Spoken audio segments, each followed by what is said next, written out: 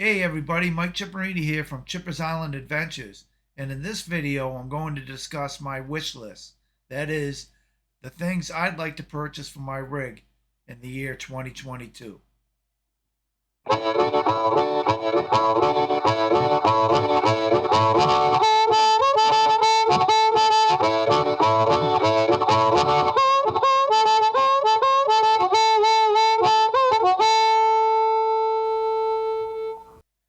So, anyway, I have a whole list of items that I'd like to get for this year. Last year, I spent more or less outfitting the rig. This year, I want to bring on the things that I consider the kind of extra, but things that I'd really like to get. And one of the first things I've already ordered, and that is a sewer saddlebag. And these sewer saddlebags overlay over the end of your septic pipe, over your sewer pipe, where it goes into the ground at the campsite. And there's been a couple times where before I pulled my black tank or gray tank lever, I wanted somebody to stand on the end of that pipe because, not stand on it, but put their foot on it because it wasn't in there very tight and there wasn't anything around to put on it. And I was afraid that if I pulled that handle, that the pipe would blow out of the ground and go all over the place. So these sewer saddlebags is my first purchase for the year 2022. And I already have them on order. They should be here any day now. I think it's a great add to your rig, and especially if you're flying solo. The next thing, number two, I'd like to get for my rig is a 2-stage or possibly a 3-stage water filter system. Anybody that watched my winterizing my rig video saw that where my water filter, my in-house water filter is very difficult to get at. And I'll tell you, I really do not like the setup on this. But you can see down inside, that's the water pump there, then the filter housing itself. And so what I'm going to do is I'm going to remove the whole water filter assembly inside and put a bypass in. I'm going to add a piece of PEX tubing and put it in. Right on the other side of the wall, exterior, like 4 inches away, is where the hose comes into the rig anyway. So what I'm going to do is put a 2-stage filter on my hose, something like this. And what it is I have one in line with the hose, but you can only buy those as they look, with the housing and everything, and you just dispose of them that way. I'd rather go ahead and have a nice little water filter set up out of it. And then, like I said, maybe I might get a 3-stage. At this time, it's probably going to be a 2-stage, but I might add a 3rd stage under both the kitchen sink and the bathroom sink. So the third thing, and this is something that still bears a lot of research, is some type of Wi-Fi. The one thing I do not want to have is a subscription. I want to be able to have a Wi-Fi that picks up the same signal as my phone. And my phone is on AT&T. What I'm looking at is PepWave. And this came from the advice of Jim Barlow from RV in Tennessee. And he recommended I get a PepWave. And I've been looking at that. I got to research a little bit more. But what I want to be able to get is something that will tap into my existing phone line service, or will tap in if the campsite has good Wi-Fi. I do not want to pay like $100 a month for yet another Wi-Fi when I'm already paying for it at home, and I'm already paying for my cell phone coverage. So that's what I'm looking at. I'm looking at getting Wi-Fi or some type of thing that'll give me Wi-Fi in my rig. The next one is called a no-code boost. You hear nightmares about people's chassis battery dying, And what they'll do is you have the little button here that'll bring your house batteries into play and help start your engine. Well, the NOCO boost is a nice little thing. It's nothing I have to have immediately, but I would like to have some type of jump start on the vehicle. And this NOCO boost is pretty cool because not only will it jump start my E450, but it will also provide additional USB charging. So if I want to charge my phone off of it, I can use it. So the next items, which is item number 5, is getting a couple 3-inch mattress pads for both my bunk, my regular bed, and my over the cab bunk. So what I'm looking at is some type of 3-inch memory foam or gel memory foam, anything of that nature. And I think I got it pretty narrowed down, but I'm going to get 2 of them, one for each bunk. And you know what? If anybody has any input on that, feel free to put it in the comments, and I really appreciate it. Because, you know, you never know how good something is until you're actually using it. And so, like when you purchase it, you're kind of purchasing blindly. But I definitely want 3 inches as opposed to 2. I think the comfort of 1 more inch is a heck of a lot better. You know. Number 6, and this is a biggie for me.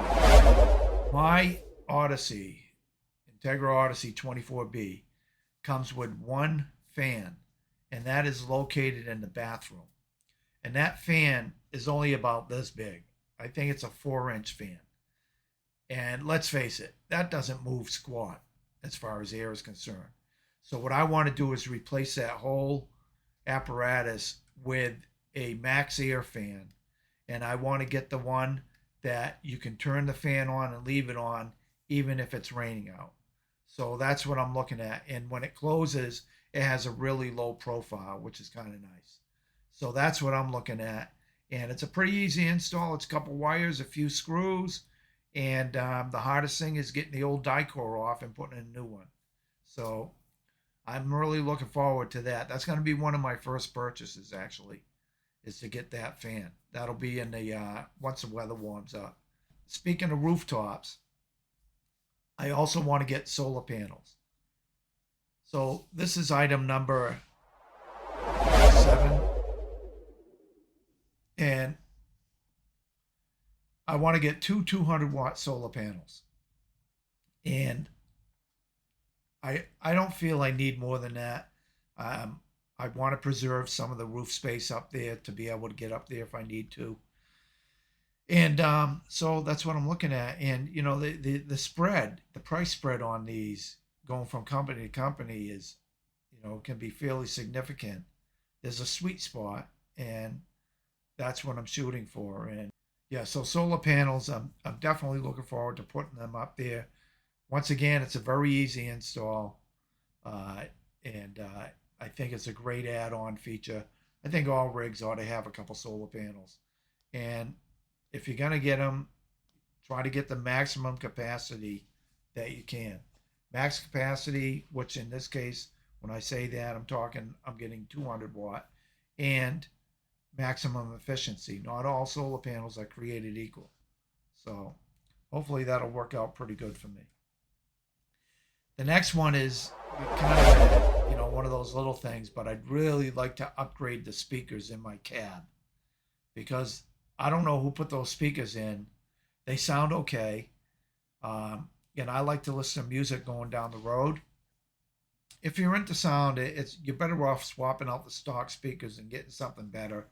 And it's not a big upgrade as far as money's concerned, maybe $100, a couple $100, and you get a much better sound system.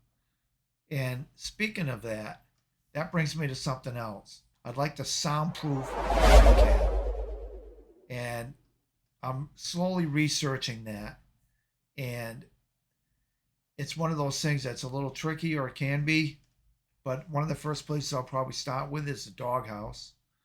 You know, I'm not sure where the noise comes from, but when you're driving down the road for a while, especially some of these highways, you know how it is. You're driving down the highway and they use different materials, and some materials on the highways are louder than others. And I don't know if anything can do, you know, deaden that sound. But I'd like to try it. And, some of it may be having to remove both seats and getting down to the metal flooring and putting some type of adhesive sound deadening material on it. So we'll see how that goes. That's one of my wish list for this year, and that's actually number 8. Number 9 goes back to what I was talking about with the solar panels, and that is some type of lithium battery. Now, when I first started looking at lithium batteries a year ago, one of the big items was Battleborn, and I think Battleborn's a great product. The problem is on the Odyssey, if I use the existing space, which is under the step going into the coach, I only have limited space there, and Battleborn will not fit in there. There are batteries that will fit, and I've seen or heard of somebody putting 2 100 amp lithium batteries in that space. Another guy I saw, he modified the space a little bit to make it bigger, and then some people have opted to put the batteries in a totally different area. Well, I'm hoping to stay within that space. If that's the case, I would like to be able to get 200 amps in there. The nice thing is Enduro has come out with a 200 amp battery that fits in that space. And that's the beauty of it, is these battery companies are now, instead of just going with a 100 amp battery, they're going 200 or possibly 300, and the price you're paying per amp decreases, and the space necessary that you need to install these is decreased. So this 200 amp battery, one battery with 200 amps, fits neatly into the space below my steps where my existing battery is now. So that's what I'm looking at this year, and getting that along with the solar panels, and I'm really hoping for that upgrade. And because I do like to boondock, I like going to state parks or federal parks and just being off the grid for a little bit. I enjoy that, and I think a lithium battery setup would be awesome along with solar. So that's my is that my 10th one? Yes, it is. So that's number 10. But I have a bonus one. I have a bonus one, and that is getting some type of roof add-on, meaning, for instance, RV armor is one example. And here's another example. This one is located in Massachusetts. It's not far from me, and it's the same thing, just a different company. And what these guys do is it's a 3-day process where they take things off the roof, and then they get right down to the brass tacks. They go ahead and recoat it. Basically, when all is said and done, you have a roof that has a lifetime warranty, or as one company says, triple lifetime warranty. And what I want to do is get that on there, because I'm not appreciative of the little cracks I'm seeing already in what Integra calls a fiberglass roof. It's the thinnest fiberglass I've ever seen. It looks to me more like a gel coat, and I'm just not happy with that. So, this is my list. There's 10 items plus the bonus one, and this is what I'm looking for. I'll probably get that sewer saddlebags like tomorrow or the next day, and I think there's always things I want to buy. I'm going to get some new bedding material. For the main bed. I'd like to get some artwork in the rig, things like that. I'm going to start making it more mine. This year was spent enjoying it, getting used to it, putting the main add-ons on, like the steering stabilizers, things like that. And this year coming will be spent more equipping it with stuff that I'd really like to have on board. And I'd like to hear your comments. What are your plans for your rigs? What are you going to add on? Are you going to get lithium batteries? Are you looking at Wi-Fi? Do you have Wi-Fi? Any comments you want to make, feel free. I'd love to hear from you. And with that, hey, if you like this video, feel free to click on that thumbs up button and subscribe to my channel if you haven't. And to those who have, thank you very much for your support. And as I always say, all the best to all and happy RVing. Everybody